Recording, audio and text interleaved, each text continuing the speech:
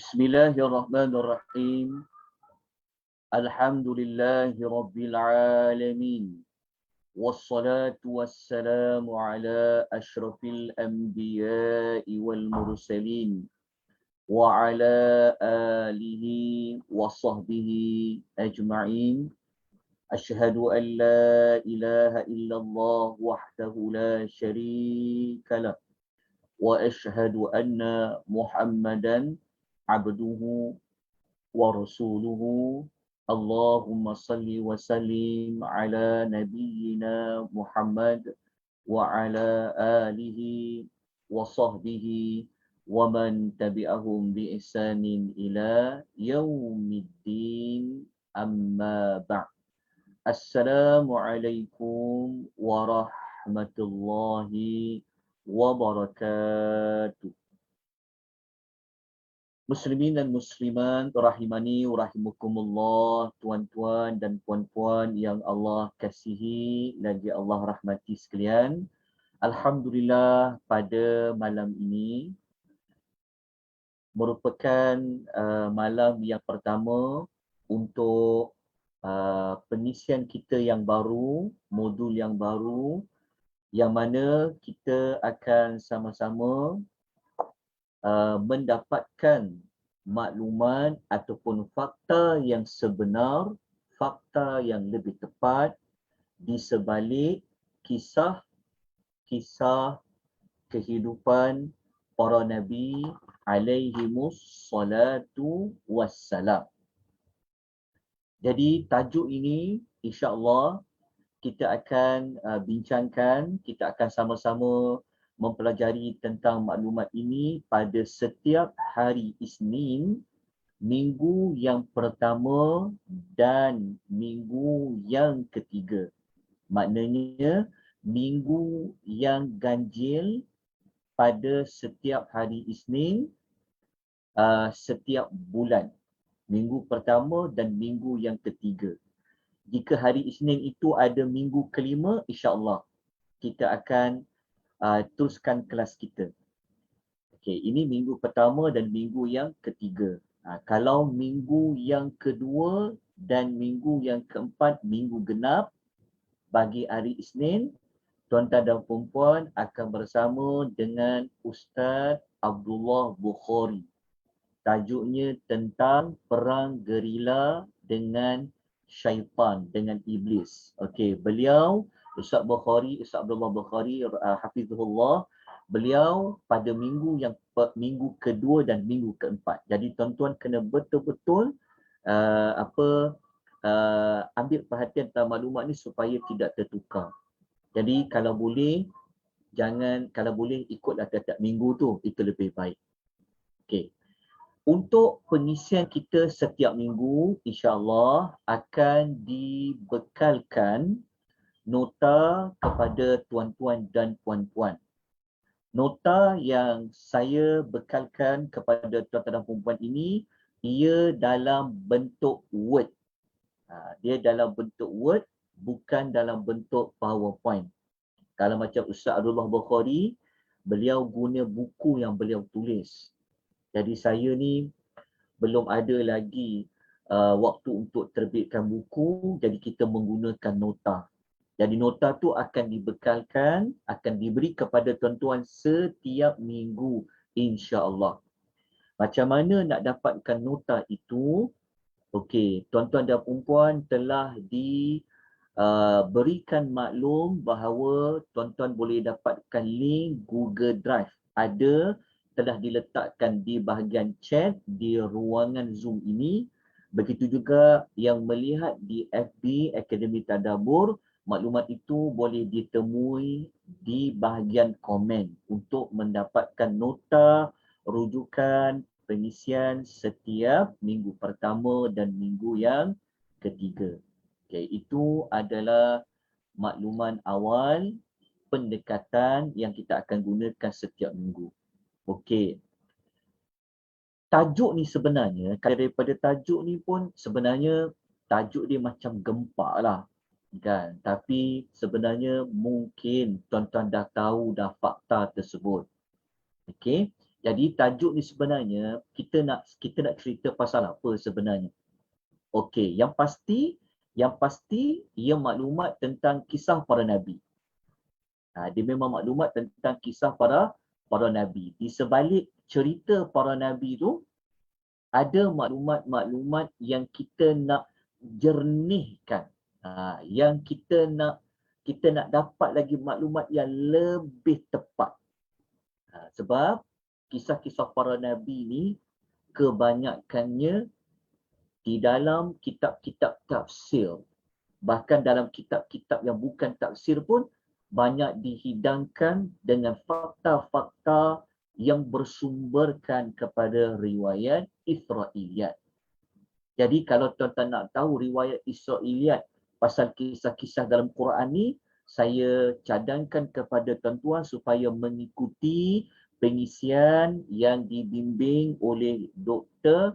Nick pada setiap hari Sabtu jam 9 suku malam. Dah 19 siri dah. Dan nak masuk ke siri yang ke-20. Okey. Untuk tajuk saya ini, kita tidak cerita riwayat Israiliyat tersebut. Tetapi kita nak sebutkan fakta yang sebenarnya bagaimana kisah-kisah para nabi. Okey, nanti saya akan paparkan antara contoh-contoh kisah-kisah tersebut sebentar lagi. Jadi kalau ada yang bertanya, sebenarnya pengisian yang dianjurkan oleh Akademi Tadabbur Malaysia ni pada hari Isnin saat minggu pertama dan ketiga ni sebenarnya nak sebut pasal apa? Okey, sebenarnya kita akan membentangkan tentang fakta tu mungkin tuan-tuan dah tahu, tetapi kita nak kembangkan sudut faham fakta tu lagi. Maknanya kita akan dapat jernihkan lagi maklumat, kita akan dapat satu maklumat yang berbeza dengan apa yang kita pelajari dan begitulah sebaliknya. Itu di antara maklumat awal yang boleh saya kongsi kepada tuan-tuan apakah sebenarnya objektif adanya majlis ilmu seperti ini. Okey. Para nabi di sini, bukanlah kesemua para nabi dan rasul yang Allah sebut dalam Quran. Bukan semua para nabi.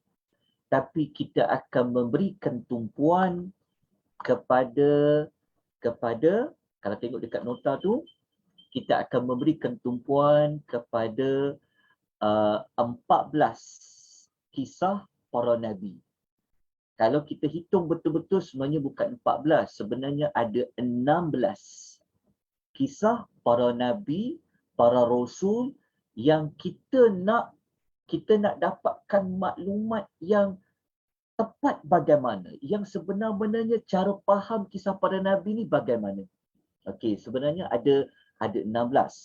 Tapi dalam kotak yang ditunjukkan ini seperti ada 4, 8, 12, 13, 14 kan, 14 kotak.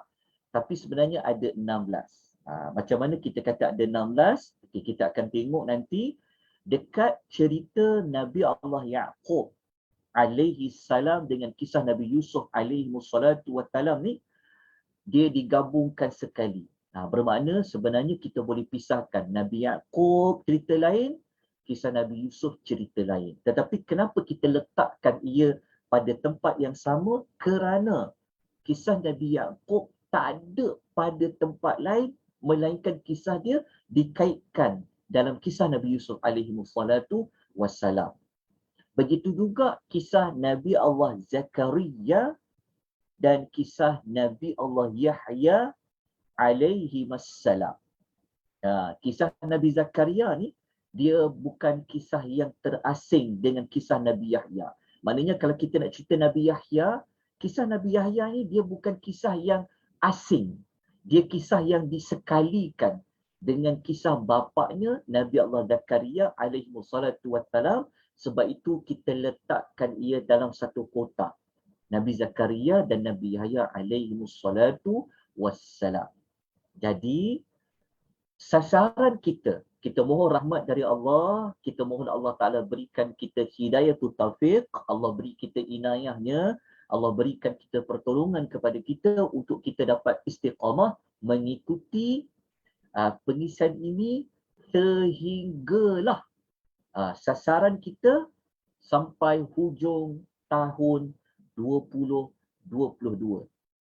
Sebab kalau kita buat 2 kali sebulan, betul? 2 kali sebulan, cuba tuan kira. Dalam setahun dapat berapa kali? Lepas tu kira lagi dalam tempoh 12 bulan. Kalau kita buat perancangan, bulan Ramadan, kita memang dah kena tolak 1 bulan dah. Sebab tu kita tak boleh kira 12 bulan. Kita kena kira 11 bulan. Sebab bulan Ramadan ni, biasanya kelas-kelas akan dibekukan. Kadang-kadang kita tak buat kelas. Jadi, sebab itu target dia, insya-Allah, untuk kita tahu fakta-fakta sebenar di sebalik kisah-kisah para Nabi ni, yang kita sebut ada 14 kisah para Nabi ini, kita sasarkan ia dalam senarai rancangannya, insya-Allah kita cuba habiskan sekurang-kurangnya akan tamat pada penghujung 2022. InsyaAllah kita akan kekalkan dalam bentuk online. InsyaAllah. Kita cuba kekalkan pada hari Isnin. InsyaAllah. Okey. Buku rujukan utamanya yang kita akan gunakan buku yang telah, kitab yang telah ditulis oleh Ad-Doktor Al-Ustaz Dr. Salah Abdul Fattah Al-Khalidi hafizahullah ta'ala alaih. Dr. Salah ni seorang ulama Jordan yang banyak menulis, yang banyak membuat kajian tentang ayat-ayat Al-Quranul Karim. Khususnya buat kisah-kisah para Nabi. Banyak sangat buku-buku dia. Lepas tu beliau sendiri merupakan ulama yang membuat penelitian kitab-kitab tafsir. Contoh, kalau macam kita nak baca tafsir At-Tabari, banyak jilid dia. Tapi usaha beliau Dr. Salah ni, beliau telah membuat ringkasan. Lepas tu, beliau memilih pula pendapat At-Tabari mana yang perlu dipilih. Macam tu sekali. Maknanya, kalau 30 juzuk tu, beliau baca, beliau buat saringan dan sebagainya. Jadi, nama Dr. Salah Abdul Fattah ni dia sangat terkenal di kalangan pelajar-pelajar yang belajar di Jordan dan juga dalam dunia Islam seluruhnya. Jadi, kita akan gunakan buku beliau, ini rujukan utama. Kita akan gunakan buku Mawaqiful Anbiya'i fil Qur'ani. Ini tajuk buku tu. Setakat ni belum ada terjemahan di dalam bahasa Melayu. Tak ada lagi terjemahan. Tapi moga-moga doakan waktu kita siapkan nota ni setiap kali kelas ni, moga-moga ia boleh menjadilah seperti terjemahan kepada kitab ini. Doakan sama-sama. Sebab kitab ni sangat berharga, sangat bernilai, sangat ilmiah. Sayang, 1000 kali sayang kalau tidak dapat diterjemahkan. Jadi moga-moga usaha kita menyiapkan nota ni nanti pada penghujungnya kita boleh jadi seperti terjemahan kepada kitab Mawaqiful Anbiya fil Qur'anil Karim. Baik. Dalam buku ni, semua nabi-nabi ni memang kita ambil semua dalam buku ni. Maknanya kita akan belajar kitab ni daripada kulit kepada kulit yang hujung. InsyaAllah. Okey. Jadi dalam buku ni, dalam kitab yang kita nak rujuk, dia menjadi silibus yang kita akan belajar. Kita akan belajar kisah Nabi-Nabi ini. Saya sebutkan dulu Nabi-Nabi ni. Lepas tu kalau tuan-tuan tengok di nota, saya telah senaraikan 14 Nabi tersebut dengan fakta-fakta yang kita akan gali dia, yang kita akan belajar. Ada. Mula-mula dekat nota muka surat 2 ni saya senaraikan ringkas saja. Maknanya, insya-Allah, malam ni kita tak masuk mana-mana fakta lagi. Kita cuma nak bagi tahu tentang apa objektif kita nak belajar setiap hari Isnin minggu pertama dan ketiga. Kita nak guna rujukan apa? Apakah isi kandungan pembelajaran kita? Okey. Jadi insya-Allah kita akan belajar tentang kisah Nabi Allah Adam alaihi salam. Ada 20 kemusykilan. Kemusykilan ni maksudnya kita nak rungkaikan kemusykilan tersebut. Kan? Nanti kita akan sebutkan contoh. Nanti kita akan sebut contoh-contoh kemusykilan tersebut. Jadi kalau nak tahu lebih lanjut, 20 kemusykilan tu kemusykilan apa? Maka dekat nota muka surat yang ketiga telah disenaraikan. Kalau kita tengok dekat bahagian pertama, muka surat nombor 2, muka surat kedua tu kita kata ada 20 kemusykilan. Kan? 20 kemusykilan. Tapi 20 kemusykilan tu kemusykilan apa? Dekat nota pada muka surat nombor 3 telah disenaraikan. Saya kecilkan sikit dia punya ni. Apa dia? Okey. Sebelum tu tuan-tuan jelas ke suara saya? Jelas tak? Jelas tak? Alhamdulillah. Okey, nampak tak nota yang saya paparkan? Nampak kan? Okey, kita boleh bagi. Okey, nampak kan? Okey, alhamdulillah. Okey, pelan-pelan kita belajar. Okey, kalau tuan-tuan tengok pada muka surat nombor 3, okey, saya senaraikan 20 kemusykilan tu apa? Ini semua dalam kitab tu.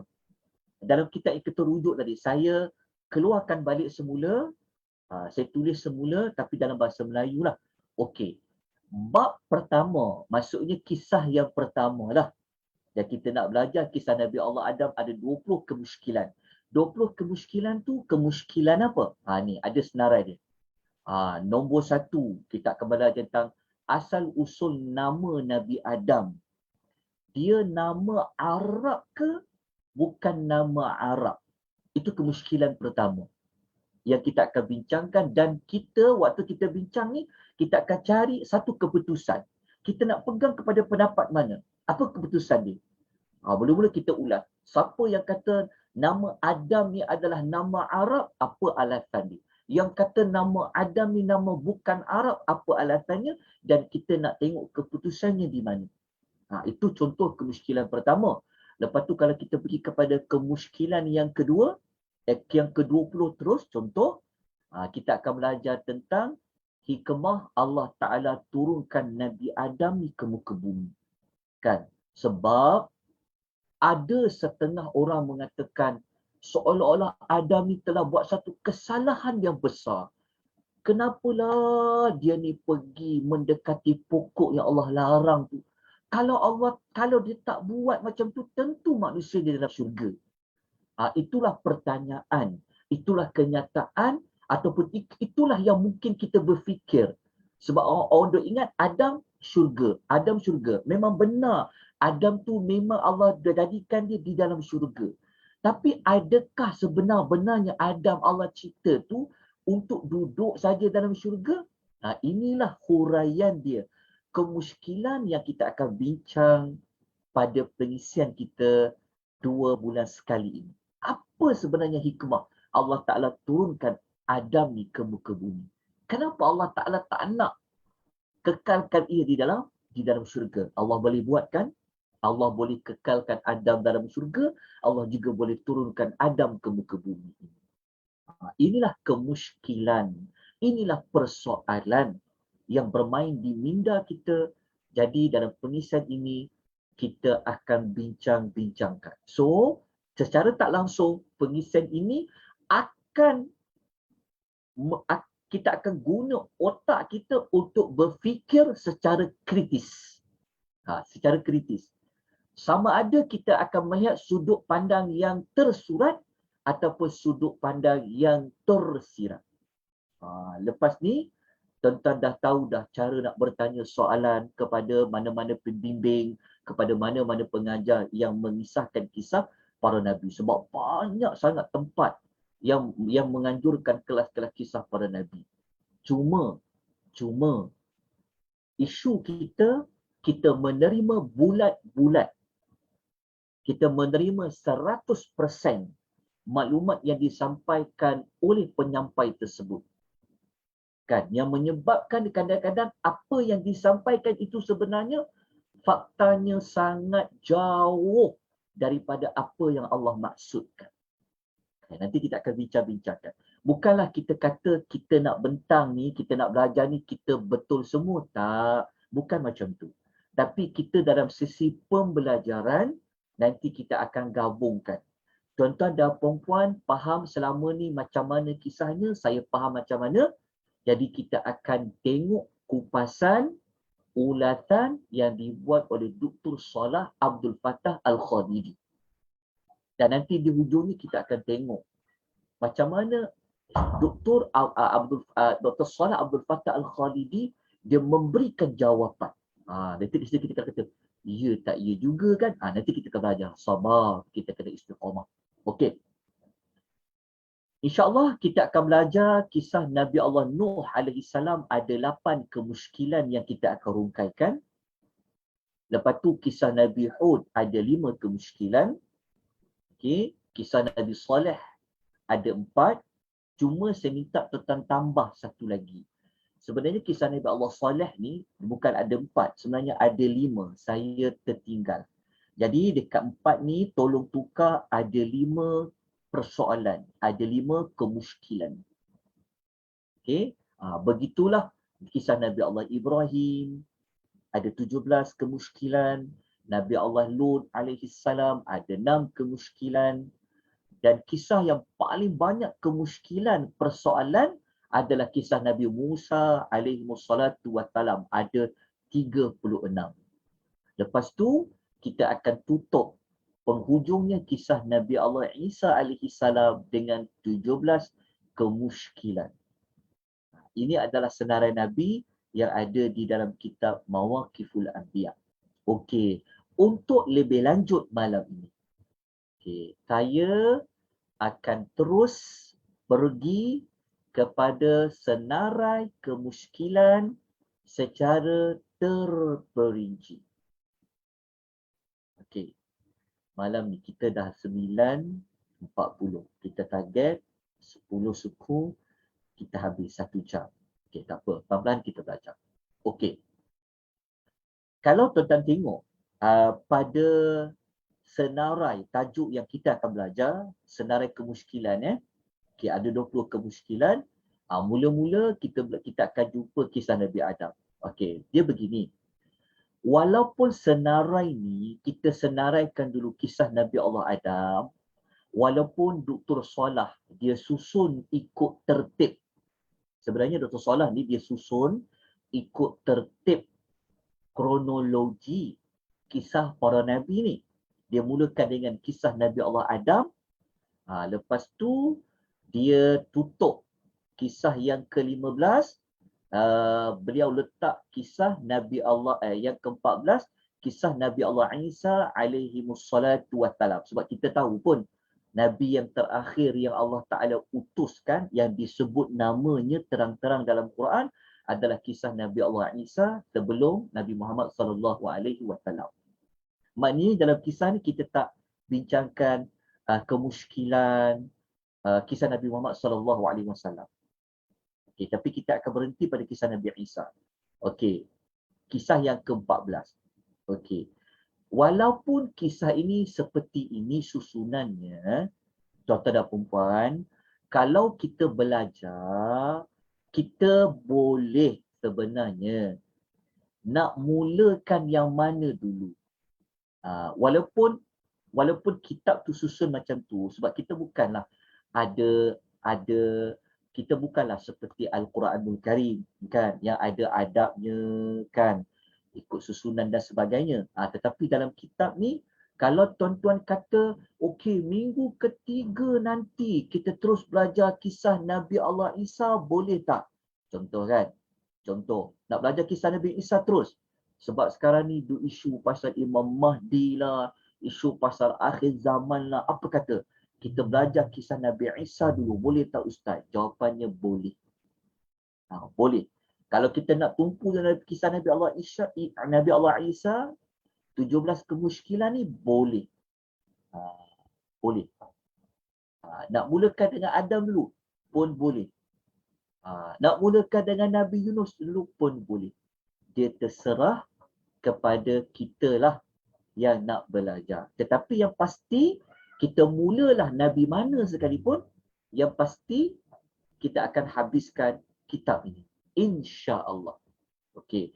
Cuma satu lagi maklumat yang saya nak bagi tahu awal pada tuan-tuan perempuan ya. Dalam kisah ni, kita bukan cerita keseluruhan kisah Nabi tu. Bukan. Kita cuma pilih fakta-fakta yang dia boleh menimbulkan persoalan. Itu dia punya muskil. Kat situ saja. Bukanlah pengisian ini tuan-tuan akan tahu secara lengkap kisah Nabi Allah Adam. Tak. Bukan itu tujuan utama maklumat ini. Bukan. Tapi kita nak merungkaikan persoalan-persoalan tersebut. Okey, saya beritahu awal-awal kepada tuan-tuan dan puan-puan. Okey, kemudian kita tengok. Okey, kita pergi kepada kisah Nabi Allah Adam ni. Kita sudah maklum lah. Kita baca. Saya tengok waktu. Sempat tak saya nak baca kesemua kemuskilan tersebut. Supaya kita macam so kita nampak dah haluan kan. Kita tahu cara kita nak belajar. Oh, ni cara aku nak belajar. Inilah waktu nak belajar. Okey, nak belajar topik apa. Ni boleh jadi senarai semak. Okey, kalau kita tengok kisah Nabi Allah Adam kan. Okey, kemuskilan pasal usul nama. Tadi saya dah sebut dah. Kemuskilan dekat mana kemuskilannya? Ada ulama kata Adam ni dia ada makna. Kalau setiap nama Nabi, kalau ulama boleh cari makna dia, maknanya nama tu adalah nama Arab. Kalau Adam, dia bukan nama Arab. Dia nama bukan nama dalam bahasa Arab, maknanya dia tidak ada makna. Memang namanya Adam lah. Jadi kita akan bincangkan. Namanya Arab ke? Namanya bukan Arab. Okey. Kemudian kita akan bincangkan tentang pengulangan ayat tentang penciptaan Adam. Pengulangan ayat ni maksud dia macam ni. Kalau siapa belajar kisah Nabi Allah Adam, Allah Ta'ala campur adukkan ayat tu menyebabkan kejap-kejap Allah kata Adam ni daripada tanah. Kejap-kejap kata Adam ni daripada tanah yang ada air, bercampur air, dia panggil tin. Kadang-kadang Allah kata cipta Adam ni daripada tanah yang telah dikeringkan sehingga keluarkan bunyi. Macam mana ni cipta Adam ni? Jadi dia akan menimbulkan kemuskilan. Jadi dalam kitab ini Syekh Salah dia telah susun bahawa okey, stage 1 Adam dicipta dari apa? Stage 2 apa? Fasa 3 apa? Fasa 4 apa? Sebab kita kalau baca Quran kita jumpa tanah. Sebenarnya Quran dia ada istilah dia tertentu. Jadi itu kemuskilan yang kita akan rungkaikan pada kemuskilan yang kedua. Lepas tu pada kemuskilan ketiga kita akan belajar tentang kenapa malaikat ni bertanya dekat Allah Ta'ala nak ciptakan Adam. Kan? Patut ke tak patut? Beradab tak para malaikat bertanya kepada Allah Ta'ala, kenapa nak ciptakan Adam? Sedangkan kami kan telah bertasbih kepada engkau, memuji engkau Allah. Kenapa? Sebab kalau orang dia tak faham cerita sebenar, mungkin mereka akan mendowngradekan para malaikat. Dia kata tak patut, jangan jadi macam malaikat ni kan. Jadi dia sebenarnya orang salah faham. Jadi inilah kemuskilan kita sebenarnya secara tak langsung kita nak menjaga kedudukan kemuliaan para malaikat. Dalam masa yang sama kita nak menjaga kemuliaan para nabi. Sebab kalau kita baca buku, kadang-kadang kita baca buku ni macam tak patut dia ulas macam tu. Nanti saya akan buktikan pada tuan-tuan perempuan. Nanti kita akan tunjukkan. Saya tengah survey beberapa buku-buku kisah-kisah para nabi ni. Nanti kita akan paparkan buku apa, penerbit siapa. Kita tengok, nanti kita akan bentangkan. Kita akan bentangkan yang tak sepatutnya maklumat ni ada pada buku. Sebab penerbit buku, dia ada kukisah. Janji, dia untung. Orang yang buat buku-buku ni, tuan-tuan, kalau tuan biasa berjalan kan, kalau kita baca, tengok, ya Allah, kenapalah boleh ada maklumat ni dalam buku ni? Orang awam, dia akan terima bulat-bulat dalam buku sebab dalam buku. Dia pegang dalam kitab. Ada kitab Ustaz, dalam buku. Habis dia pegang maklumat tu sampai bila-bila. Tapi kita yang belajar, yang banyak membaca, yang banyak bawa rujukan, kita dapati sepatutnya salah maklumat tu. Nanti saya akan kongsi pada tuan perempuan. buku mana yang bagus dibeli, buku mana yang hati-hati apabila belajar. Nanti saya akan tunjuk pada contoh keempat. Okey, kemudian yang keempat, contoh kita nak belajar bagaimana para malaikat tahu bahawa nanti manusia itu akan buat kerosakan. Macam mana dia tahu? Macam mana dia tahu? Nanti kita akan belajar. InsyaAllah pada setiap, itu depan kemusykilan. Kita nak jenihkan lagi maklumat tersebut. Okey, lepas tu kita nak belajar tentang kekhilafahan Adam. Lepas tu kita nak tengok peniupan roh Allah kepada Adam. Roh Allah, Allah Ta'ala tu ambil roh dia ke? Ataupun masuk roh Allah tu apa? Sebab ada orang dia salah faham. Dia mengatakan Allah Ta'ala ni bagi roh dia sikit kepada Adam. Nanti kita akan rungkaikan persoalan itu. Kemudian kita nak tahu nombor 7, contoh kemusykilan. Ilmu apa yang Allah Ta'ala ajar kepada Adam ni? Wa'allama Adamal asma' kan? Ilmu apa? Okey. Lepas tu kita nak tengok macam mana bentuk sujud para malaikat kepada Adam. Kenapa malaikat Allah Ta'ala perintahkan dia sujud pada Adam, macam tu juga dengan Iblis pada persoalan yang ke-9.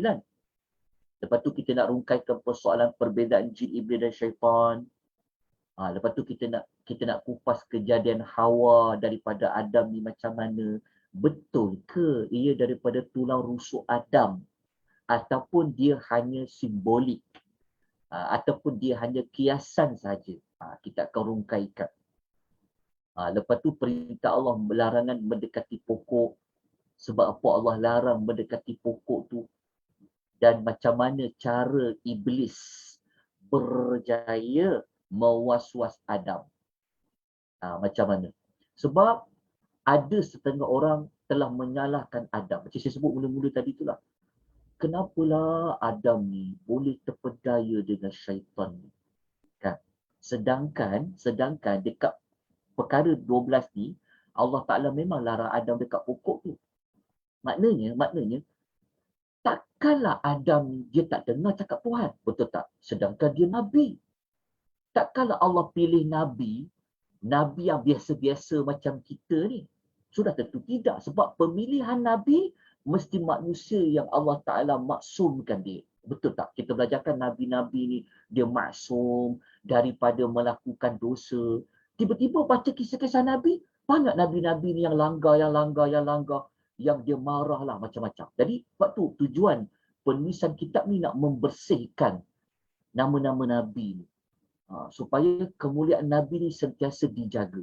Jadi isunya, kenapa Adam ni dia boleh ikut cara-cara syaitan tu? Sedangkan Allah larang dekat dengan pokok tu. Nanti kita akan belajar. Iblis, dia guna waswas yang macam mana sampaikan Adam dia terpedaya juga dengan iblis ni. Sedangkan mereka tahu Allah kata syaitan ni musuh. Jadi kita akan rungkaikan persoalan ni. Okey. Lepas tu sampailah kepada kisah ringkaskan lah. Saya tak mau baca sebab kita boleh baca dekat sini. Kisah perdebatan di antara Nabi Allah Adam dengan Nabi Musa. Ini kita akan rujuk dalam hadis Nabi. Maknanya sumber rujukan dalam pengisian ini kita akan ambilkan ayat Quran dan kita akan rujuk hadis-hadis Nabi yang sahih. InsyaAllah nanti kita akan bentangkan pada tuan-puan apakah perdebatan di antara Nabi Allah Adam dan Nabi Musa yang Nabi Musa seperti menyalahkan Nabi Adam telah melanggar mendekati pokok tersebut dan apa jawapan Adam. Saya tak nak ulas dalam malam ni. Kita cuma tinggalkan persoalan tersebut. Inilah kita nak rungkaikan. InsyaAllah. Okey. Cuma satu malam, maknanya setiap kelas kita boleh rungkaikan beberapa kemusykilan ni. Saya tak boleh janji. Sebab ini di antara modul yang pertama yang saya nak bentangkan, kita sama-sama nak kongsikan. Maklumat tu ada, maklumat tu dah lama dah kita baca, kita tahu pun. Cuma untuk kita sampaikan maklumat tu kepada pendengar, yang itu saya tak bolehlah nak buat rancangan mengajar. Okey Ustaz, satu malam boleh dapat berapa kemusykilan? 2, 3, wallahu ta'ala a'lam. Saya tak boleh nak saya tak boleh bagikan satu ketetapan dia. Satu tu sudah pastilah. Sama ada satu tu diulas satu malam, wallahu alam. Bayangkan, kalau kemuskilan Adam ni ada 20, kisah Nabi Allah Adam, agak-agak perlukan berapa kelas. Kalau satu kelas, kita ambil 1 jam paling lama. Kalau 2 kali sebulan, mungkin kita boleh dapat 4 kemuskilan ke? Bayangkan kisah Adam saja 20, dah makan berapa bulan. Jadi kita tuan belajar ni, kita tak naklah dengar semata-mata dalam dengar kosong macam tu. Sebab tu kita akan bekalkan nota pada tuan-tuan dan perempuan dan belajarlah betul-betul. Sebab tu memang di akademi ni niat saya tubuh dulu, memang saya niat memang tuan-tuan kalau nak belajar secara ada kesinambungan, nak belajar dengan serius, tuan-tuan ikutilah. Tapi dalam penambahbaikan, sebab baru berjalan modul-modul yang dikendalikan oleh Akademi Tadabbur ni, dia baru berjalan selama lebih kurang dalam 15 hingga 16 minggu lah. Jadi banyak kekurangan lagi. Jadi moga-moga tuan-tuan perempuan boleh berikan sokongan, tuan-tuan boleh berikan pandangan dan pendapat untuk kita sama-sama dapat manfaat. Tujuan kita sama saja. Kita nak faham Al-Quran, kita nak jadikan Quran ini sebagai sumber hidup kita nak cari redha Allah Subhanahu wa ta'ala. Bukan saya yang menyampaikan ni bermakna saya ni betul. Bukan semua saya tahu, tidak. Tapi kalau tuan-tuan ada maklumat, tuan-tuan boleh kongsikan. Lepas tu kita sama-sama bincangkan dalam pengisian ini. Okey, ni 20 kemuskilan. Okey, dapat ya? Nabi Allah Adam. Okey. Kemudian kita tengok kisah Nabi Allah Nuh. Nabi Allah Nuh ni dia tak banyak. Dalam buku tersebut dia ada 5 saja. Okey, saya kena baca dia ada 8. Jadi saya sebut satu persatu lah. Okey, ni sebagai saya sebut contoh saja. Yang lain-lain tu nanti tuan-tuan boleh baca lah. Untuk malam ni nak bentang ke semua memang tak sempat.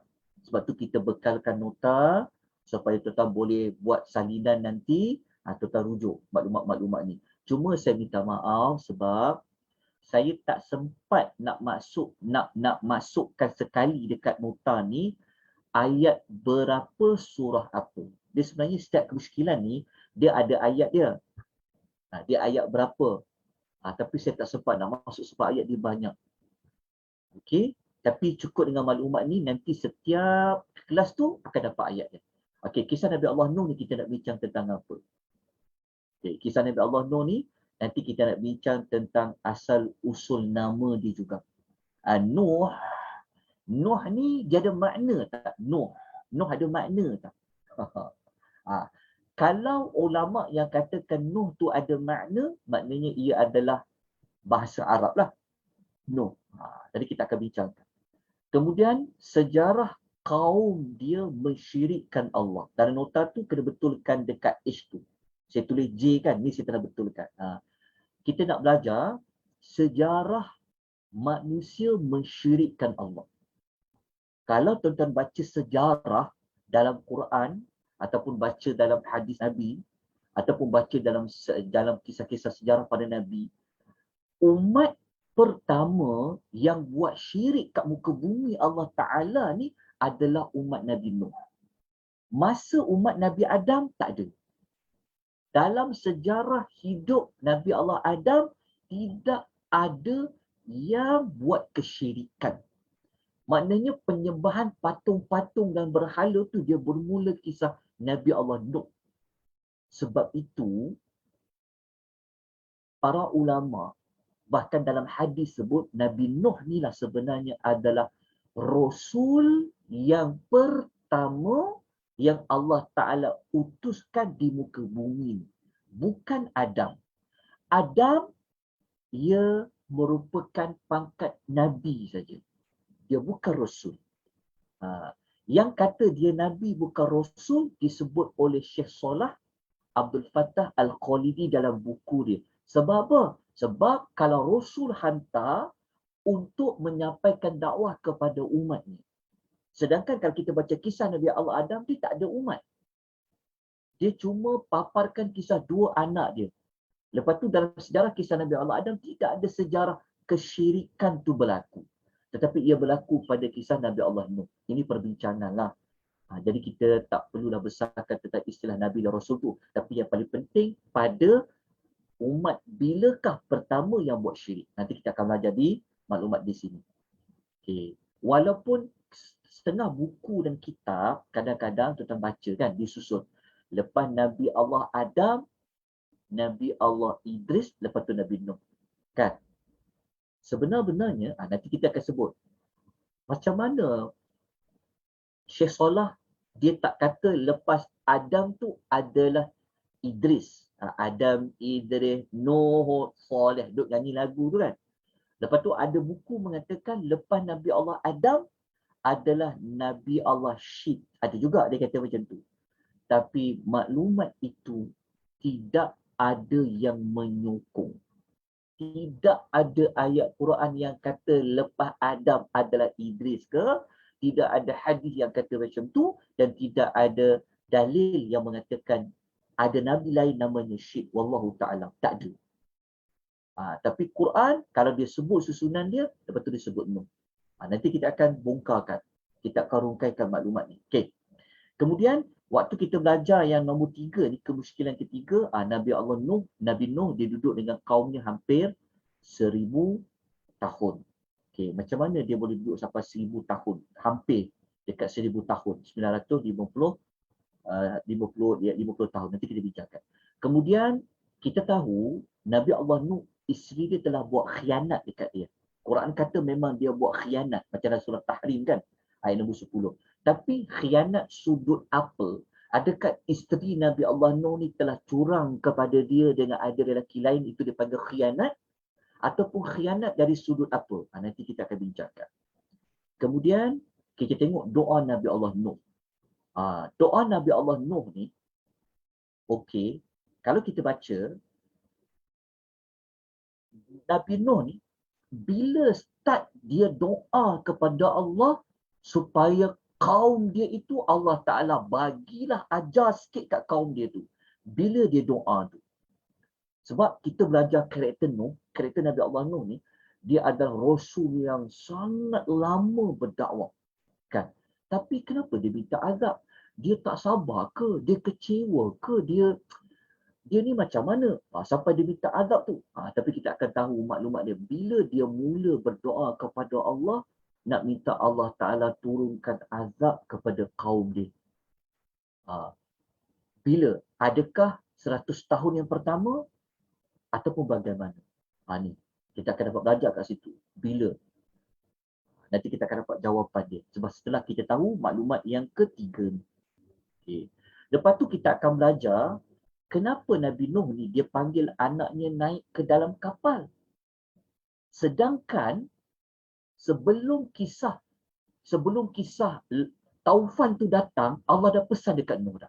Nanti kalau nak bawa naik orang dalam kapal ni adalah bukan orang yang zalim. Orang yang beriman saja bawa naik. Tapi kenapa Nabi Allah Nuh ni dia ajak anak dia naik pula dalam kapal tu? Kan? Adakah Nabi Nuh ni dia tak dengar cakap Allah? Kita akan ulas. Kenapa Nabi Allah Nuh sampai dia ajak anak dia naik ke dalam kapal tu? Sedangkan kalau kita baca nanti dekat ayat-ayat Quran, dia banyak surah Nuh dalam kisah ni, dia banyak dalam surah Hud. Allah pesan kan nanti naik kapal ni siapa orang beriman dan sebagainya. Tapi kenapa dia ajak anak dia naik? Nanti kita akan bincangkan. Kemudian kita akan jumpa ayat Quran kata anak Nabi Allah Nuh ni dia duduk terasing. Maksudnya isteri dia tu duduk pada tempat dia, tapi anak dia ni tak sama dengan tempat kaum dia. Kenapa? Kenapa ketika taufan tu datang, anak dia ni berada di tempat yang jauh daripada kaum dia? Ada berkaitan dengan ayat persoalan yang ke-6. Lepas tu kita akan tengok ada ayat Quran Allah tegur Nabi Allah Nuh. Sebab dia minta Allah Ta'ala selamatkan anak dia. Kenapa Allah tegur? Dan bagaimanakah respon Nabi Allah Nuh? Jadi kalau kita tengok macam, kalau kita tengok sampai para Nabi pun tegur, dia buat salah lah ni. Tengok para Nabi lah. Dia, kalau kita tak perhalusi dia menyebabkan kita menjatuhkan martabat para Nabi yang maksum. Tapi sebab tu kita kena kita kena rungkaikan persoalan seperti ini. Okay, insya-Allah kita akan belajar. Lepas tu kita tengok kisah Nabi Allah Hud. Mungkin kita akan tamatkan dengan ulasan Nabi Hud dengan Soleh lah. Waktu ada lagi. Okey, yang kita nak belajar dalam kisah Nabi Allah Hud ni ada 5 perkara, ada 5 persoalan dia. Okey, kita tengok nombor 1 dulu. Okey, nombor 1, persoalan pertama yang kita akan belajar nanti insya-Allah, kita nak tahu asal usul nama kaumnya Ad. Kaum Ad ni dia asal usul daripada perkataan apa? Yang pasti begini. Nama Ad dengan nama Hud, dia memang ada makna. Sebab dia adalah nama Arab. Sebab itu, Nabi Arab yang pertama, saya bagi jawapan siap dalam puan lah. Nabi Arab yang pertama, yang memang dia bangsa Arab adalah Nabi Allah Hud dan kaum Ad. Lepas tu Nabi Arab yang kedua, yang boleh bertutur Arab, memang orang Arab, adalah Nabi Allah Saleh. Nanti kita akan bincangkan. Jadi kalau Ad ini adalah Arab, maka Ad ini dia mesti ada asal usul, diambil daripada mana? Daripada Aud ke? Kalau Hud ni nama Arab, diambil daripada mana? Daripada Haud, sebab setiap nama Arab ni dia ada root word dia. Dia ada asal dia di mana. Itu kita akan bincangkan. Kemudian kita akan bincangkan perkara kedua tentang Iram. Iram ni kita jumpa dekat surah Al-Fajr kan? Iram zatil imad. Okey, perkataan Iram ni kita akan bincangkan. Sebab apa? Sebab para ulama berbeza pendapat tentang makna Iram. Iram ni adakah nama kaum Ad itu juga panggilan lain bagi Ad, sebab nama asal dia Ad. Ada tak nama lain bagi Ad? Adakah Iram itu adalah nama bagi kaum Ad juga? Ataupun Iram ini adalah nama tempat yang diduduki oleh kaum Ad? Kita akan bincangkan. Lepas itu timbul persoalan. Okey. Yang ketiga, kita akan ulas tentang generasi kaum Ad. Okey, generasi kaum Ad. Tuan-tuan jangan terkejut ya, bahawa maklumat-maklumat kita bentang ni juga sebenarnya banyak dalam kitab-kitab tafsir. Sebab itu tuan-tuan begini. Ialah kita orang awam, kita berpandu pada kitab saja. Kita baca kitab tafsir Ibnu Katsir, kita baca dalam kitab tafsir. Jadi jawapan kita mudah je. Ada dalam kitab tafsir Ustaz, ada dalam kitab tafsir. Tetapi kalau kita belajar lagi dengan lebih dalam, tidak semua maklumat dalam kitab tafsir itu kita boleh terima bulat-bulat. Sebab itu salah satu yang mencermakan kitab tafsir itu adanya maklumat-maklumat Israiliyat. Tapi kita nak pegang kitab tafsir Ustaz, tafsir Ibnu Katsir Ustaz. Contoh kan, betul tafsir Ibnu Katsir, tetapi kalau kita belajar lagi, kita kena buat saringan maklumat tersebut. Sebab itu kita mengambil inisiatif buat kelas bagi tahu kepada masyarakat Israiliyat dalam kitab tafsir apa. Sebab tu Dr. Nick dia tulis dengan lengkap kisah, contohnya kisah yang kita belajar, yang contohnya kita belajar sebelum ni kan. Dia sebut Israiliyat dalam kitab tafsir apa, dalam kitab tafsir apa. Sebab kita orang awam berpandukan kitab tafsir.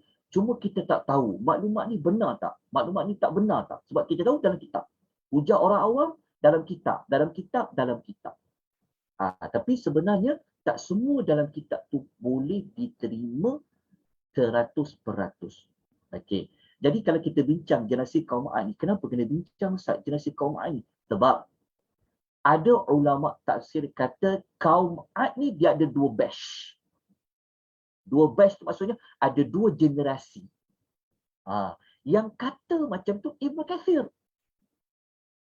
Ibnu Katsir seorang ulama sejarah yang hebat, tetapi Syekh Salah beliau membuat kritikan. Sebab kalau kita baca Ibnu Katsir kata kaum Ad ni dia ada 2 jenis, dia ada 2 batch. Generasi pertama, ada generasi kedua. Ada justifikasi Ibnu Katsir. Nanti kita bincang, kita akan kritik, tafsir maklumat Ibnu Katsir tadi. Kita kritik tu bukan bermakna kita tak setuju, kita kena tengok macam mana boleh kata kaum Ad ni dia 2 generasi. Sebab rujukan utama di Malaysia ni kalau orang belajar kisah para nabi, dia akan guna buku Qasasul Anbiya Ibnu Katsir. Dia akan guna kisah-kisah para nabi Ibnu Katsir.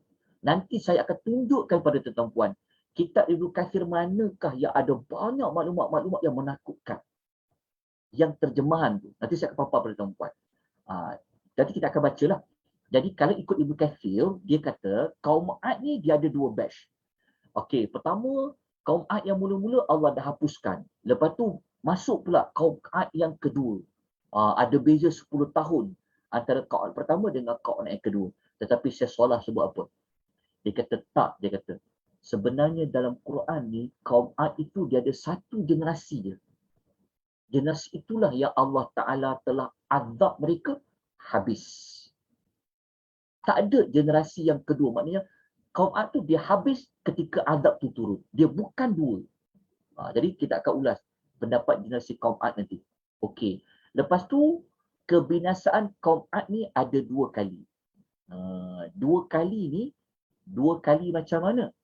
2 kali inilah yang menyebabkan Ibnu Katsir menggunakan ayat kata sebab kaum Ad ni, dia kaum Nabi Allah Hud ni, dia diazab dengan suara yang kuat, lepas tu ada angin.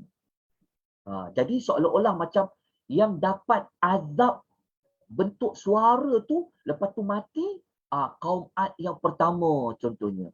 Lepas tu datang kaum Ad yang kedua, datang Nabi lain pula. Bukan Nabi Allah Hud, tapi kaum Ad juga. Itu yang azab dengan angin pula. Di sini kita akan rungkaikan. Kan? Setelah diteliti, disaring, diperbincangkan, dibuat kajian, rupanya kaum Ad ini mereka satu generasi saja. Tetapi mereka dibinasakan dengan 2 jenis azab. Iaitu azab suara as-sayhatu, lepas tu dengan ar-rih, dengan angin. Kita akan bincangkan nanti insya-Allah. Lepas tu kita akan masuk azab yang ditimpa kaum Ad 7 malam 8 hari. Dan nota tu dia tak ada 8 hari. Saya minta tolong tambah. Sebab saya baru tambah. Saya semak kena buat penambah ada 8 hari. Okay, selesai ya. Okey, kita tutup dengan kisah Nabi keempat lah. Yang lain-lain tu yang 65 Nabi Ibrahim kita boleh baca ya. Okey, kita tengok kemuskilan yang kita nak bagi tarikan lah. Okey, kenapa kita kena belajar? Nak dapat maklumat apa? Okey, kita tengok macam kisah Nabi Allah Saleh. Okey, dalam bab kisah Nabi Allah Saleh alaihi salam, kita akan bincang ada 5 saja persoalan. 5. Tapi dalam nota tu saya buat 4. Saya minta tuan tambah. Yang saya letak nama 4 ni, ini pertambahan. Pertambahan. Kalau dalam nota tu saya buat 4 kan. Sebab tu kalau dekat nota mula-mula ni, kita jumpa 4. 4. Sebenarnya bukan 4. Dia 5. Selepas saya semak buat kali yang kedua, saya rujuk balik kitab ni, buka balik, tengok. Allahu Akbar. Saya tertinggal 1. Jadi dekat nota tu, nota tuan-tuan mungkin ada 4, tapi tolong tambah dia ada 5 sebenarnya. Okey, kita tengok kelima-lima kemuskilan ni sebelum kita tangguhkan penyelesaian kita untuk pengenalan pada malam ni. Okey, kita nak bincang tentang apa? Kita nak cari maklumat apa? Kita nak cari maklumat dalam Quran, kadang-kadang Allah sebut nama kaum Thamud. Kadang-kadang Allah sebut tentang Ashabul Hijr. Adakah kaum Thamud ni kaum yang berbeza dengan penduduk Al-Hijr ataupun mereka orang sama? Sebab dalam Quran kan ada surah Al-Hijr. Adakah surah Al-Hijr itu memberi tumpuan kepada kaum Thamud? Kaum Thamud ni kaum Nabi Allah Saleh lah. Nanti kita akan bincangkan jawapan yang tepatnya apa. Okay. Kemudian kita nak bincangkan tentang unta Nabi Allah Saleh. Unta Nabi Allah Saleh ni kita sedia maklum, tapi banyak sangat riwayat-riwayat yang Israiliyat, yang mendetailkan kisah unta tu. Sebenarnya, kalau kita belajar Al-Quran, dan Allah tak cerita panjang pun. Macam mana asal usul unta ni, bentuk dia macam mana, tak ada. Tapi kita akan bincangkan unta Nabi Allah Saleh. Yang Allah kata naqatullah, unta Allah. Okey, kemusykilan pada unta ni. Okey, kemudian yang ketiga, kemusykilan ketiga kita nak tengok dalam ayat Quran, orang kaum Samud dia kata Nabi Allah Saleh ni orang yang terkena sihir. Dia panggil al-musahharin. Kenapa?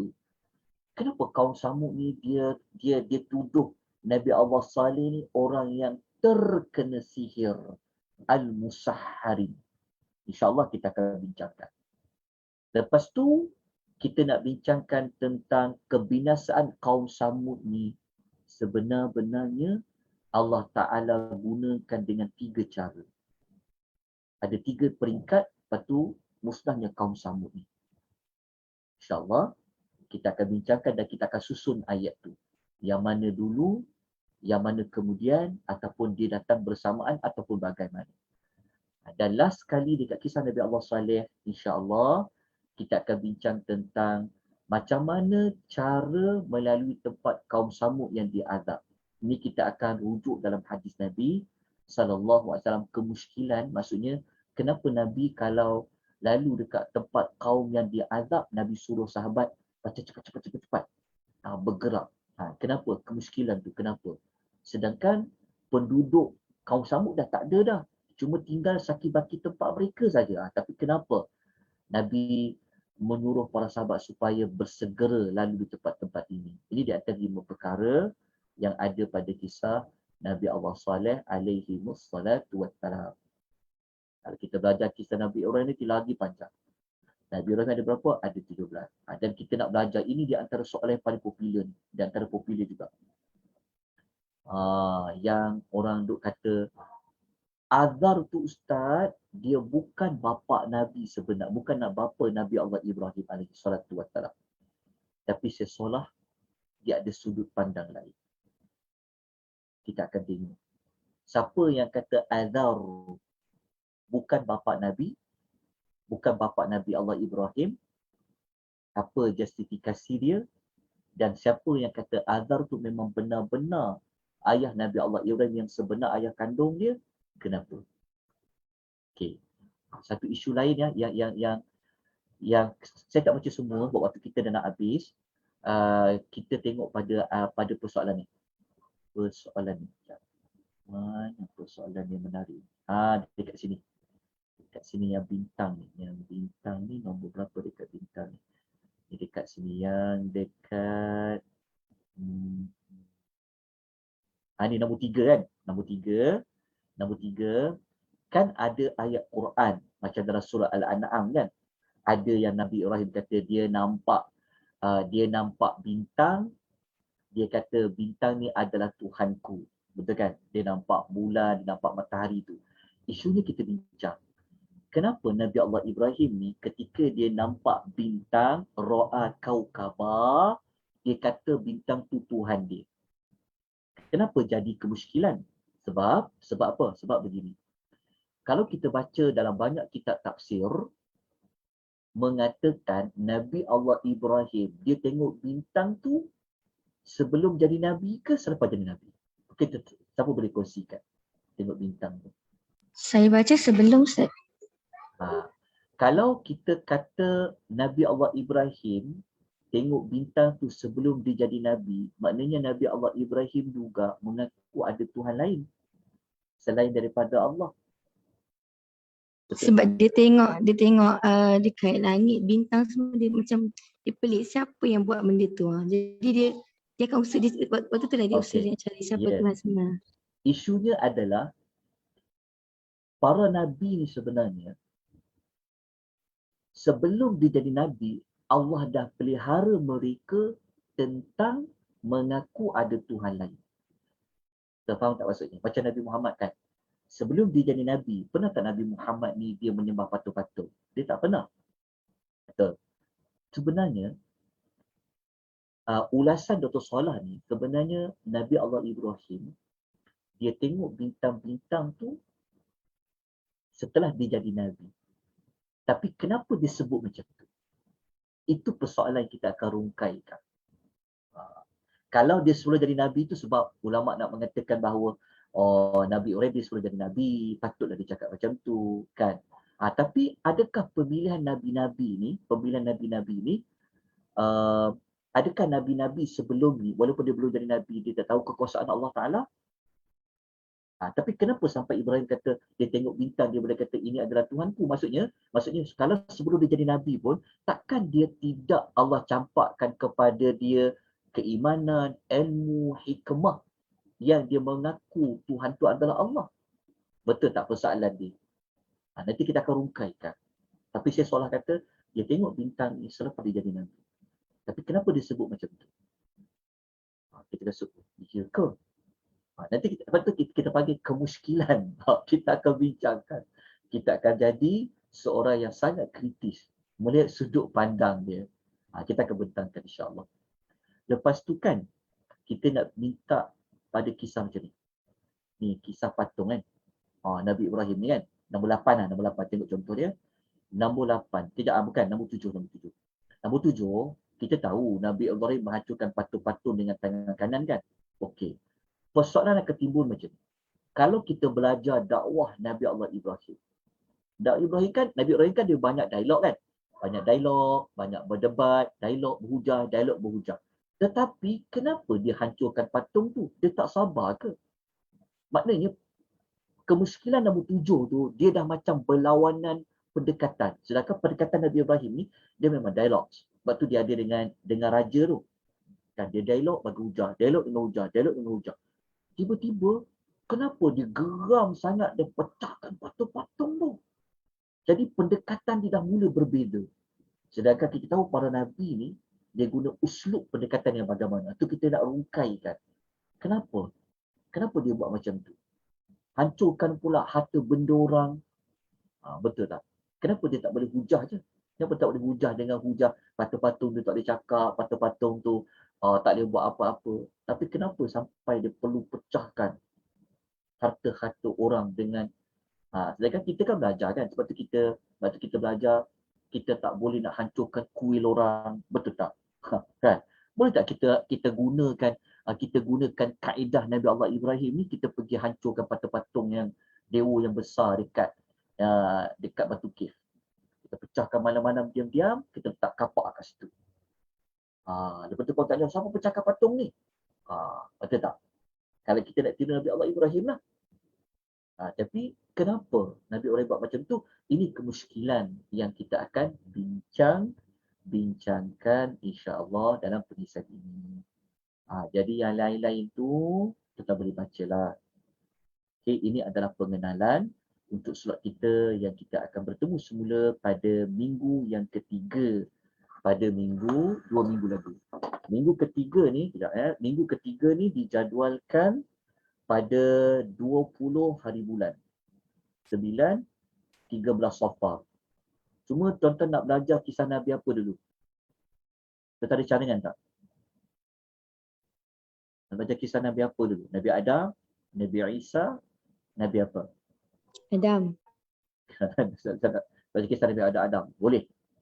Nanti saya akan senaraikan, saya bantu tuan-tuan perempuan menyenaraikan buku apa yang dalam bahasa Melayu boleh baca kisah Nabi Allah Adam. InsyaAllah saya dalam nak mengumpulkan. Di library saya memang dah ada buku-buku tu. Cuma saya nak cari lagi mana yang bagus tuan baca dan mana fakta-fakta buku-buku yang perlu dijauhi. Saya akan sebut penerbit dia apa. Minta maaf lah kalau saya sebut penerbit tu. Sebab patutnya penerbit ni dia kenalah amanah. Kan? Sebab dia nak buku ni orang nak baca. Sebab tu tulis buku ni janganlah cepat-cepat nak terbit buku. Sebab buku ni dia akan simpan lama kat perpustakaan. Sebab perpustakaan negara wajibkan setiap penerbit hantar buku. Bayangkan kalau buku tu ada fakta-fakta yang salah.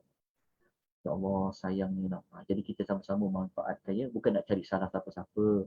Tapi kita nak membetulkan apa yang sepatutnya kita betulkan. Bukanlah bermakna kita ni semuanya betul. Tak. Tapi kaedah belajarnya macam tu. Kita kritik, tapi kita kena ada hujah. Kita kena ada alasan dan fakta. Okey, saya jawab dekat soalan chat jap. Ada siapa tanya ke soalan chat ni? Okey, saya jawab sekejap ya. Okey, dari mana datangnya sumber-sumber nama-nama Nabi yang tidak disebut dalam Quran, Samawan, Samsun, adalah betul Nabi itu wujud? Jawapannya salah satu sumbernya hadis Nabi, wallahu ta'ala alam, tapi daripada riwayat-riwayat Israiliyat lah. Nabi Syidlah, Nabi apa, itu. Daripada riwayat-riwayat Israiliyat. Okay. Kemudian, kenapa kisah Nabi Allah Idris kurang diceritakan? Tapi Nabi Idris ada. Sebenarnya, Nabi Allah Idris ada cerita dia. Cuma, ada Nabi-Nabi, Allah cerita pendek je. Cerita dia. Allah cerita pendek je kisah Nabi tu. Cuma Syekh Solah ni dia tak masuk lah. Tapi kisah Nabi Allah Idris tu ada. Oh, kisah Nabi Allah Idris ni ada. Kisah Nabi Allah Idris lah. Dia antara fakta yang saya pun terkejut juga. Kenapa Syekh Solah dia tak masuk kisah Nabi Allah Idris tu. Nabi Allah Idris dia ada orang tersalah faham yang mengatakan Nabi Allah Idris ni dia naik ke langit. Sebab memang ada ayat tu kata dia telah diangkat oleh Allah. Orang duk faham diangkat tu bermakna hilang pula. Nampak tak? Okey, diangkat tu orang ingat naik ke langit. Itu jelas kan? Tapi ni tak. Tapi ada kisah Nabi Allah Idris tu. InsyaAllah. Nanti kita Ustaz, yang Nabi Muhammad dia jumpa dekat langit keempat tu tak betul lah ya? Okey. Kan? Sekejap. Saya tunjukkan bukti dia.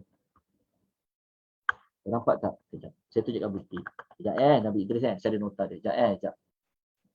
Okay, sekejap. Nampak tak? Mana pula saya boleh gambar ni. Okey, sekejap. Okey, saya tunjukkan. Sekejap soalan daripada ni. Sekejap. Nabi Idris kan? Sekejap waktu. Okey, sekejap. Saya tunjukkan sekejap. Saya ambilkan nota saya dekat saya punya hadis ni. Waktu tu tak pernah dengar, tak pernah ikut kisah Nabi Allah Idris kan? Okey, saya tunjukkan bukti dia. Yang jumpa kat langit tu betul lah. Jumpa kat langit tu betul. Memang ada hadis dia. Cuma adakah Nabi Idris tu memang dia tak mati macam Nabi Allah Isa tu? Itu persoalan dia. Sekejap, saya tunjukkan contoh. Sekejap tuan-tuan nampak tak nota yang saya papar ni? Nampak tak? Nampak Ustaz. Nampak kisah Nabi Idris ni? Nampak Okay, sekejap Okay, isunya kat sini. Isu dia dekat sini. Isu dia adalah ni. Kalau kita tengok ayat surah Maryam kan, yang tanya soalan tadi. Ayat 56 hingga 57, ayat ni orang keliru dekat sini. Orang keliru dekat وَرَفَعْنَاهُ مَكَانًا عَلِيًّا وَرَفَعْنَاهُ مَكَانًا عَلِيًّا. Kalau kita baca terjemahan dia apa? Dan kami telah mengangkatnya tempat yang tinggi. Mengangkatnya ke tempat tinggi tu maknanya apa? Maksud dia apa? Okey, mengangkat tempat yang tinggi. Betul ada banyak kisah lah. Sebab tu saya tunjukkan kisah. Ni di antara buku ni. Ada pun buku tu. Buku ni ada beza kan. Banyak buku yang penerbit. Yang ini Ibnu Katsir punya yang belah kanan ni. Yang lebih 200 gambar ni. Ini banyak riwayat Israiliyat ni. Penterjemah ni. Ya Allah. Kalau guru mengajar ni dia tak sebut maklumat ni. Tapi kalau yang warna merah ni. Yang kisah saya ni. Ini telah disaring. Tak faham tak? Yang gambar yang buku yang ada macam bulu buku apa ni? Yang Ensiklopedia Kisah Para Nabi yang 200 gambar ni, ini buku ni banyak riwayat-riwayat tak sahih. Tapi kalau baca dekat cover dia, lengkap, tepat, benar, tak diragui. Lepas tu dekat bawah dia, berdasarkan sumber-sumber yang autentik, sahih, dapat dipertanggungjawabkan. Tapi kalau kita baca, ya Allah, saya baca buku ni. Tapi kalau buku yang satu lagi ni, Kisah Sahih Teladan Para Nabi yang Putakib Masyafi'i ini, dia telah saring. Dia telah saring maklumat-maklumat yang tak benar. Ibnu Katsir sebenarnya, bukan Ibnu Katsir itu saja-saja bawa. Dia nak terangkan.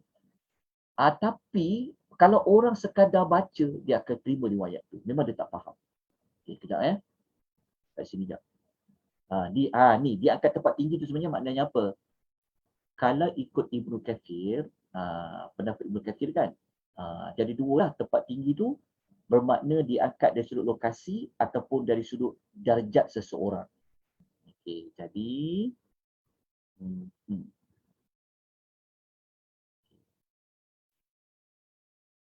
Okey, sekejap. Dia ada banyak pendapat kan? Ayat tadi tu lah. Okey. Tengok. Ibnu Katsir dalam buku dia, yang buku yang saya tunjuk tadi tu, dia bawa riwayat ni. Riwayat dia, Idris dimatikan semasa langit keempat. Kisah Nabi Ibrahim bertanya, Nabi Idris bertanya tentang baki umumnya kepada malaikat maut. Kisah Isra'at. Dalam buku tu, Ibnu Katsir dia nak cakap kisah Isra'at, tapi kalau orang tak belajar, dia terima maklumat ni. Okey. Lepas tu, kita tengok di sini. Ini semua maklumat dalam buku tu. Nanti macam ni kita akan buat ketika setiap kisah-kisah itu. Okey, sebenarnya, tengok. Kalau kita baca, tengok ya.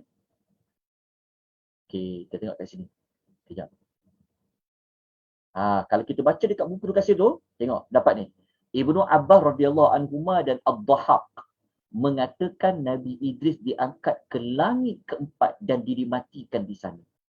Itu kisah yang kita faham daripada ayat tu. Nabi Idris diangkat ke langit keempat. Dia macam Nabi Isa, angkat ke langit dan diwafatkan di atas itu. Ini pendapat dia. Okey, lepas tu kita baca pula pendapat lain. Kita baca pendapat satu lagi. Hasan Basri kata, Nabi Idris ni diangkat ke syurga. Ada pula mengatakan Nabi Idris AS diangkat semasa zaman ayahnya Yarad bin Mahyil. Tapi Ibnu Katsir kata apa? Wallahu ta'ala pendapat tu. Tapi dia bawa dalam buku tu. Jadi kalau orang baca semua maklumat dalam buku ni, tuan nak ambil maklumat yang mana satu? Tuan nak ambil maklumat yang mana satu? Sebab Ibnu Katsir dia kata apa? Dia kata wallahu a'lam. Dia tak bagi apa-apa penjelasan tentang maklumat kata Nabi Idris tu dia bawa naik ke, diangkat tadi maksudnya diangkat ke syurga. Ibnu Katsir dia bawa tapi dia tak bagi penjelasan. Sebab tu kalau orang baca, sebab tu kita yang mengajar guna buku tu kena terangkan pada jemaah mana pendapat yang sebenar-benarnya. Kita tengok. Ini pendapat Syekh Salah. Okey, Syekh Salah sebut. Sebenarnya diangkat tempat tinggi tu bukan maksud dari sudut lokasi diangkat, tapi darjat dia bawa hujah. Dia bawa hujah lah. Dia macam-macam lah hujah dia. Dia bawa hujah. Dia kata macam ni. Dia kata, tengok ya. Dia kata, waktu Allah sebut Nabi Allah Isa, dia ada perkataan ilaihi. Barrafa'ahu Allahu ilaihi. Ada perkataan ilahi diangkat kepadanya. Tapi waktu Allah tak ada cerita tentang Nabi Allah Idris, tak ada perkataan ilaihi. Perkataan rafa'ullah ada, tapi tak ada ilaihi macam Nabi Isa. Lepas tu Syekh Salah dia buat satu hujah lain. Dia kata cuba tengok surah Al-Imran Nabi Isa. Allah kata wa rafi'uka ilayya. Ada perkataan di sisiku. Okey, jadi lepas tu dia bawa lah banyak dalil lain lah. Tengok contoh dia, tengok Waktu Nabi Idris, Allah kata apa? Di surah Maryam 57. Wa rafa'nahu makanan 'aliyya. Betul kan? Tapi beza dengan Nabi Isa kat mana? Waktu Nabi Isa, dia ada perkataan wa rafi'uka ilayya. Tak ada ilayya tu dekat Nabi Allah Idris. Ini bermakna Nabi Allah Idris dia bukan diangkat di langit dan dia dimati di langit. Tak. Dia memang mati kat muka bumi dan dia memang tak angkat ke langit pun dia dekat muka bumi. Itu je lah. Tapi sebab ayat warafa'nahu makanan aliyya ni orang baca terjemahan macam dia angkat di langit, maknanya apa? Menyebabkan orang salah faham. Itu baca pula dalam buku ni. Ni dalam buku warna hijau ni. Ni antara buku yang kita akan kupas. Kita akan tunjuk yang mana ni. Ni buku yang warna ni. Buku yang ni. Yang ni. Saya tak tahu tu ada tak buku ni. Ni banyak ada jual kat buku ni. Saya ya Allah. Ni buku ni. Buku ni. Penerbit ni. Kalau yang penerbit ni, dia buat saringan dah. Kalau yang ni, Ibnu Katsir sebut tadi maklumat tadi tu. Yang ya Hasan Basri sebut mati dekat langit, masuk dalam syurga zaman ayah ni dalam buku ni. Saya tak bohong tuan-tuan. Saya boleh sebut buku surat keberapa. Tapi kalau orang awam beli buku ni dia baca, kalau guru mengajar tu tak terangkan, ya Allah. Tapi dekat sini tengok. Dekat sini pun ayat yang buku tu, ya Allah, berdosa dia ni. nipu orang beli buku. Saya geram betul. Kan nak untung yang penerbit yang buat terjemahan ni, saya minta maaf saya cakap. Dia kata tengok, kalau dekat atas ni dia kata tak, mesti dimiliki oleh setiap keluarga Muslim. Oh, Masya Allah. Kita pun yang baca, kita pun yang beli. Masya Allah, kena beli sebab Ustaz kempen supaya baca buku kan. Ni mesti dimiliki oleh setiap keluarga Muslim. Okey, satu. Okay, cara dia nak provoke orang suruh beli. Okey. Lepas tu, dia kata lengkap, tepat, benar tak diragui. Ni, benar tak diragui. Satu. Lepas tu ayat ni, saya ya Allah baca, ya Allah, saya terduduk juga sebenarnya. Dan berdasarkan sumber-sumber yang autentik, sahih dan dapat dipertanggungjawabkan, yakni daripada Quran dan hadis-hadis serta asal-asal yang sahih. Kat sini pun salah dah ditulis. Kita baca Ibnu Katsir, baca, beli. Tapi lepas dibelik, dibaca, ya Allah. Sangat menakutkan. Tadi maklumat ni lah. Ni semua maklumat ni semua ada ni. Ni maklumat ni. Nabi Idris kan. Dia sebut dia adalah khanu. Dia cerita detail. Orang yang pertama melukis dengan pen, dia kata Idris sempat hidup selama 18 tahun bersama bapa dia. Maklumat-maklumat ni dalam buku tadi tu. Orang yang pertama berbicara tentang tafsir. Semua maklumat ni Allah tidak terangkan. Nabi tidak terangkan dari mana dapat. Sebenarnya Ibnu Katsir sebut. Ibnu Katsir sebut, bukan Ibnu Katsir buat saja-saja dia nak sebut. Dia nak sebut tu, nak menunjukkan pendapat tu salah. Tapi kalau orang awam baca, habis. Jelas puan ya? Ni soalan tadi tu panjang pula bibir saya. Saya minta maaf lah. Sebab saya sangat kekilan lah dengan penjual-penjual buku-buku ni. Okey. Ada pertanyaan, soalan, pertanyaan lain tuan puan? Ada pertanyaan lain tak? Tak ada? Ada soalan ya? Tuan tadi lucu ke tak lucu ni? Okey Ustaz. Ada Ustaz. Alhamdulillah. Syukur. Ada. Terkesemima. Tak betul tuan puan. Kalau kita beli buku tu, betul saya cakap. Saya minta maaf banyak-banyak. Sebab saya memang pembeli buku. Saya memang belanja, duit saya memang banyak habis dengan buku. Tapi syok cerita dia Ustaz kan. Dia kawan baik dengan malaikat. Lepas tu malaikat mahu jumpa dekat tangan keempat dia ambil nyawa kat situ. Ya, memang syok cerita dia. Tapi fakta dia tu, itu yang jadi isu dia. Tapi soalan yang tanya tadi, waktu Nabi jumpa Nabi Idris dekat langit tu, waktu Isra Mi'raj tu betul. Dekat Isra Mi'raj tu betul lah. Sekejap saya tunjukkan Isra Mi'raj tu betul. Tapi waktu Nabi Idris hidup, ni dekat Isra Mi'raj dekat sini. Ni, nampak tak gambar peta ni? Sekejap. Nampak tak gambar slide ni? Sekejap. Tak nampak tak? Ni. Tuan-tuan jangan salah faham ya, Nabi Idris, Nabi SAW jumpa Nabi Idris masa Isra Mi'raj memang betul. Tapi adakah waktu Nabi Idris hidup, dia naik ke langit tu? Itu isu dia. Tapi kalau Isra Mi'raj tu jumpa dengan roh, itu betul. Ni, tengok. Ni. Ya, Isra Mi'raj. Tengok ni kisah Isra Mi'raj. Ni nampak. Ni hadis Isra Mi'raj ni, nampak? Tengok. Nabi SAW jumpa dengan Nabi apa? Mula-mula jumpa dengan Nabi Adam, langit pertama. Jumpa Nabi Isa, Nabi Yahya, langit kedua. Jumpa Nabi Yusuf AS, langit ketiga. Jumpa Nabi Idris, langit keempat. Inilah jawapan dia ada. Nabi Idris, langit keempat. Jumpa Nabi Harun, langit kelima. Nabi Musa, Nabi Ibrahim. Jelas tak? Okay. Dekat sini kenapa? Sebenarnya kalau siapa nak bagi jawapan, Nabi Idris ni dia nabi-nabi yang awal ke nabi yang tak awal, kita boleh guna dalil hadis Isra Mi'raj. Hadis Isra Mi'raj tu. Sebab apa? Ketika jumpa dengan Nabi Allah Idris, kan? Kalau Nabi Idris selepas Nabi Allah Nuh lah, dia mesti cakap macam ni. Selamat datang Nabi yang soleh dan saudaraku yang soleh. Ini ucapan Nabi-Nabi ni. Daripada Nabi Isa sampai Nabi Musa, mereka cakap macam ni dalam hadis Nabi. Ini menjadi dalil nak mengatakan Nabi Idris ni diutus selepas zaman apa. Okey. Jelas tak? Kita tengok Nabi Ibrahim jawab apa. Nabi Ibrahim dia ucap macam dekat Nabi. Tengok. Nampak ya? Okey. Tengok ini dalil ini dalil Dalil menunjukkan bahawa kalau Nabi Allah Idris tu selepas Nabi Allah Nuh, kenapa jawapan Nabi Allah Idris, saya sebut tadi kan? Kenapa dia kata dekat Nabi Muhammad bagi salam ketika Nabi jumpa dia dekat Isra Mi'raj tu, kenapa dia kata saudaraku yang soleh? Cuba kita tengok ucapan Nabi lain. Tengok. Waktu Nabi Muhammad SAW dia jumpa dengan Nabi Allah Adam, Nabi Allah Adam cakap apa? Marhaban bin nabiyyin salih wa bani salih. Dia tak kata saudaraku, dia kata apa? Dia kata anakku yang soleh. Dia kata anakku ni dalam hadis Nabi. Kenapa dia cakap saudaraku?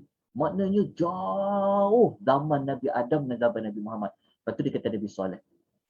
Lepas tu dekat Nabi Allah Ibrahim, Nabi Ibrahim kata apa? Marhaban bin nabiyyin salih wa bani salih. Selamat datang Nabi yang soleh dan anakku yang soleh. Kenapa Nabi-Nabi ni, daripada Nabi ni sampai Nabi Musa, mereka kata saudaraku.